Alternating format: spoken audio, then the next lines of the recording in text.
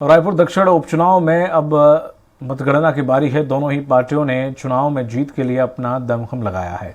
मतगणना के पहले संवाददाता गोपी कृष्ण साहू ने बीजेपी प्रत्याशी सुनील सोनी से खास बातचीत की है।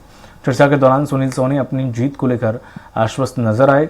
उनका साफ कहना है कि रायपुर दक्षिण की जनता फिर से कमल खिलाने वाली है।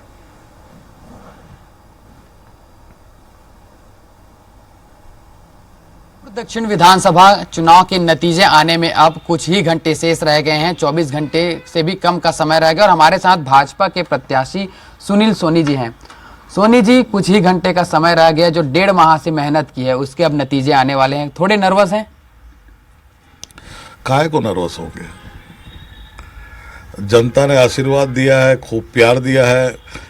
माता बहनों ने पुष्प वर्षा किया, आरती उतारा, एक ताकत दिया। तो उस ताकत के बाद में कोई नर्वस नहीं हो सकता, उत्साहित होता है। और यही हमारी संस्कार संस्कृति है कि जो प्यार और स्नेह मिलता है उसका हम लोग आदर करते हैं, ताकत प्राप्त करते हैं और जनता की सेवा करते हैं।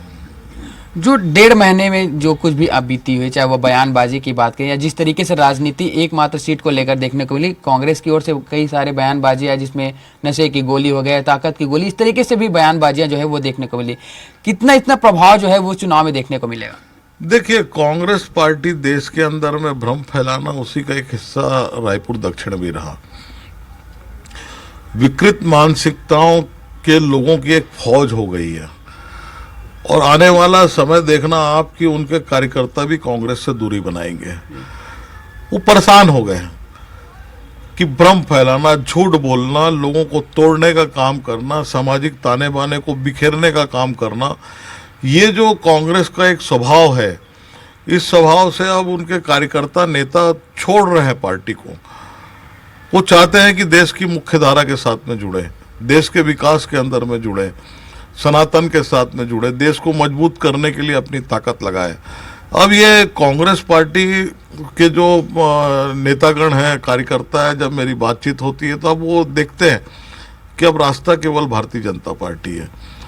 तो ये कांग्रेस भ्रम फैलाकर राजनीति करती है और इसमें कभी वो सफल हुई भी नहीं है और न होने वाली है। उपचुनाव में देखा जाए सोनी जी तो काफ़ी कम वोट जो है वो है, महज 50% ही वोटिंग हुई। इससे कांग्रेस का भी कहना है कि उनको इससे फ़ायदा होगा, क्योंकि जो भी भाजपा के जो कोर वोटर थे उन्होंने इसमें रुचि नहीं दिखाई, उसके कार्यकर्ता लगातार निराश थे, इस तरह की बातें आ रही। तो क्या नतीजों में किसका कोई प्रभाव देखने को मिलेगा वोटिंग परसेंट का? देखिए, भारतीय जनता पार्टी की लीड थोड़ी कम हो जाएगी। स्वाभाविक है कि मतदान कम हुआ तो हमारी लीड कम रहेगी। और रही कांग्रेस की बात, तो कांग्रेस चुनाव लड़ी है, उनको भी अपना आकलन करने का अधिकार है। मैं किसी को नहीं रोकता हूँ। जो चुनाव लड़ता है वो अपना आकलन करता है, अपनी बात को रखता है, रखना भी चाहिए उसको। सब प्रत्याशी रखते हैं अपनी अपनी बात को। बिल्कुल, ये थे हमारे साथ में भाजपा के प्रत्याशी सुनील सोनी, जिन्होंने जो आश्वस्त हैं अपनी जीत को लेकर, क्योंकि कुछ ही घंटे का समय रह गया।